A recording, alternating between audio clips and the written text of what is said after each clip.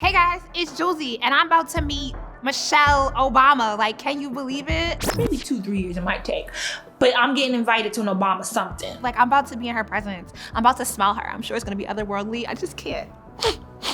We're here.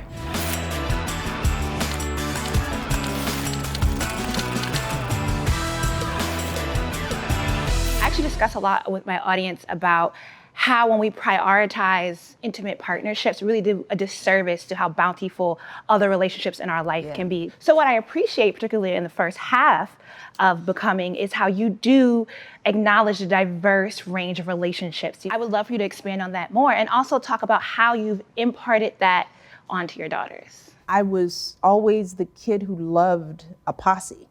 You know, my little girl group. I learned at a young age that sometimes all you need is to be heard by people who care about you. I learned going to college that when you're out of your comfort zone, that the first thing you need to do is build your own community. So you need to find that place, that kitchen table, you know, away from home where you go out there and you're the only Black kid in the classroom.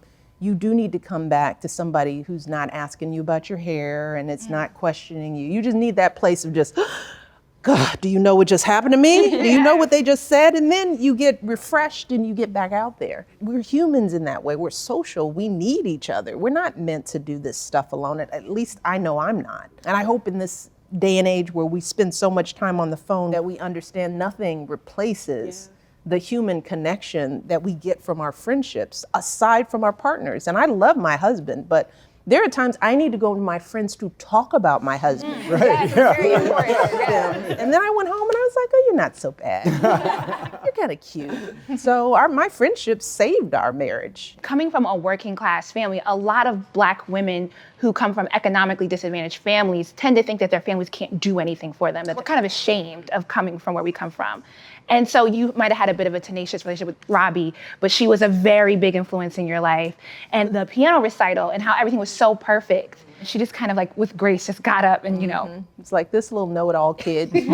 She's stuck, but I'm gonna help her out because I do love her. But seeing all the ways that your family within their means really did support you and really kind of helped you develop into yourself is really important. Well, and that's the point. You said, within their means. My brother and I were talking on the airplane and we were like, the least thing that was important to us was stuff. It was the love. It was the unconditional support. It was the having your back in small ways. And that doesn't have a salary cap on it. I understood how valuable it was not to live in a big house, not to drive a nice car, but to have parents and a family who loved me. And that's the message to a lot of parents out there. If you have love and honesty and values to bring, that is the most important thing you can give a child. You know, I'm a proliferate reader of books, especially by modern day Black women. And so when I read Becoming, which is the memoir of Michelle Obama, I just really enjoyed the importance that she showed in familial relationships and friendships and how they helped her along the way and supported her, especially coming from other members of the Black community. Michelle Obama's Becoming is such an amazing book. I hope you all definitely read it too.